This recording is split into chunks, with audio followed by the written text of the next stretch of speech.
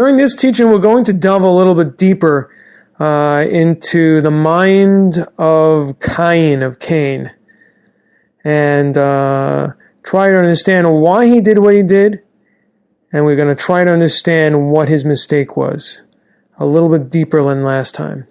And hopefully we're going to learn some lessons about the service of God. Okay, here we go. Let's begin with a question, a very fundamental question. And that is, we see in the story of Cain and Hevel and Cain, of Cain and Abel, that God spoke to Cain. He came to him and he said, why have you become angry? Why have you become despondent? Etc. So we know from the teachings of Maimonides, of the Rambam, that for someone to be a prophet, they must have reached high levels of understanding of divinity. They have to have perfected their actions and their character. They have to be, even in certain ways, physically perfected, their bodies, etc. Wasn't Cain a prophet? Doesn't Hashem here speak to Cain? If that's the case, he couldn't have been some simpleton. He couldn't have been just some type of ignoramus. So how can we explain Cain's behavior? How can we understand it? Why did he bring an offering from random fruits? Why did he work the ground? Why did he embrace his instincts? Why did he do these things? To answer this question, we have to go back to the beginning, the very beginning. We have to go back to the story of Adam Arishon, of first man, Adam. I'm not going to get involved into exactly what Adam's sin was. We're going to take it just simply. He didn't listen to God, and he ate from the Eitz Hadas, from the tree of knowledge. What I want to focus on is what resulted. What changed in the world due to Adam's sin? In the chapter there in Genesis, it tells us that after the sin of eating from the tree of knowledge, that Adam and Eve looked at each other, Adam and Chava. They saw each other's nakedness, and they were ashamed. They never saw their nakedness before. They had no clothes on. So the point is, it's not that they never noticed that they were unclothed. In fact, we know that Adam was a great intellect and was an incredibly powerful neshama. He was the root soul of all the future souls to come. The Midrash says that he saw from one end of the earth to the other. Therefore, it wasn't that he didn't see his wife's nakedness, she didn't see his nakedness, or that that he didn't realize that he was wearing no clothes. Point was as follows. After the sin of the tree of knowledge, the entire world, meaning the physical world, changed. Up until now, all of the physical world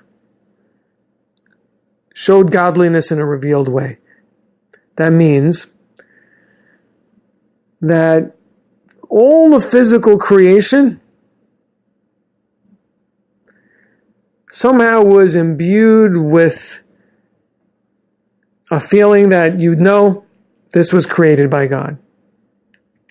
It didn't hide God's presence. It didn't have the same quality of independence, of coarseness, of separateness from God that it has today.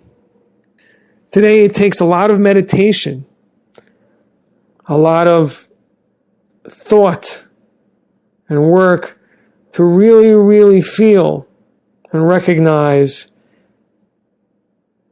that the physical world is only a reflection of God's glory. Without that work, the physical world comes in conflict with the spiritual. It's not consonant with the spiritual. And this is what Adam and Eve noticed when they saw each other's nakedness. Suddenly, they felt lust. Suddenly, they felt a conflict within themselves, stimulated by their physicality, by their bodies. They never experienced that before. In the past, seeing each other's bodies, they just saw, wow, look at that being created in the image of God. That's all they saw. They didn't see a body that stimulated lusts or self-centered desires. That's not what it stimulated. They didn't see animals that stimulated feelings of violence or wild behavior. No. All of the natural world was higher, more sensitive, more connected to the divine, but no longer after the sin of the tree of knowledge. Cain was trying to rectify the sin of Adam. Cain worked the earth. The earth was that which was cursed through the sin of the tree of knowledge, but Cain worked the earth because he believed it was redeemable, because he believed through engaging with it, celebrating it, through that he believed that he could reconnect it to its source. Now the Hasidic masters tell us that Noah attempted a very similar thing. After emerging from the ark, Noah planted a grapevine. He made wine and unfortunately eventually became drunk. Now the Hasidic masters teach us that Noah was attempting to rectify the sin of Adam. The Talmud tells us, in at least one opinion, that the tree of knowledge was a grapevine, that the fruit of the tree of knowledge was a grape. Noah was attempting to rectify that sin. However, Cain and Noah made the same error. It wasn't that their objective was wrong. No, the objective was right. The sin of Adam had to be rectified, and the physical world needs to be raised up to its original state of closeness to God, to a place where it doesn't conflict with a revelation of God and God's will. However, it was the approach that was wrong.